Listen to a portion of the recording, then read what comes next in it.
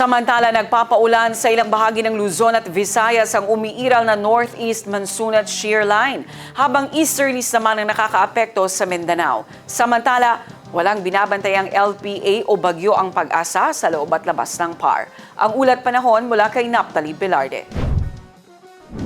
Sa weather bulletin mula sa Pag-asa, makikita sa ating iWeather Center ang malaking posibilidad ng mahihina hanggang malalakas na pag-ulan sa bahagi ng Bicol Region, ilang bahagi ng Mimaropa at ilang bahagi ng Visayas, bunsod na umiiral na shear line. Mahihinang pag-ulan naman ang mararanasan sa Northern at Central Luzon na dulot pa rin ng Northeast Monsoon. Asahan din ang maulang panahon dala ng easterlies sa southern part ng Palawan at western part ng Mindanao. Habang pulo-pulo at may hinang pag-ulan naman ang inaasahan sa nalalabing bahagi ng bansa. Samantala, wala namang namataang LPA o bagyo ang Pag-asa sa loob at labas ng Philippine Area of Responsibility. At para naman sa magiging lagay ng ating panahon bukas, sa Cotabato City, maglalaro ang agwat ng temperatura sa 23 hanggang 33 degrees Celsius at 60% ang chance of rain. Sa Maguindanao, papalo ang agwat ng temperatura sa 23 hanggang 33 degrees Celsius at nasa 60% ang tsansa ng pag-ulan.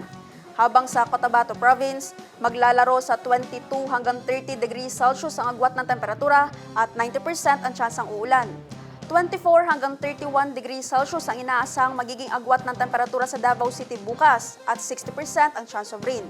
Sa Cagayan de Oro City, papalo sa 23 hanggang 31 degrees Celsius ang agwat ng temperatura at 60% ang tsansa ng pag-ulan. 24 to 30 degrees Celsius naman ang inaasahang magiging agwat ng temperatura sa Zamboanga City bukas at 60% ang tsansang uulan. Ang Lanao del Norte papalo bukas sa 22 to 31 degrees Celsius ang agwat ng temperatura at 60% ang chance of rain. Habang sa Lanao del Sur, makakaranas ng 22 to 29 degrees Celsius ang agwat ng temperatura at 70% ang chance of rain. Ang araw ay sumikat kaninang 6:22 ng umaga at lumubog ng 5:40 ng gabi. At yan ang latest mula sa ating iWeather Center.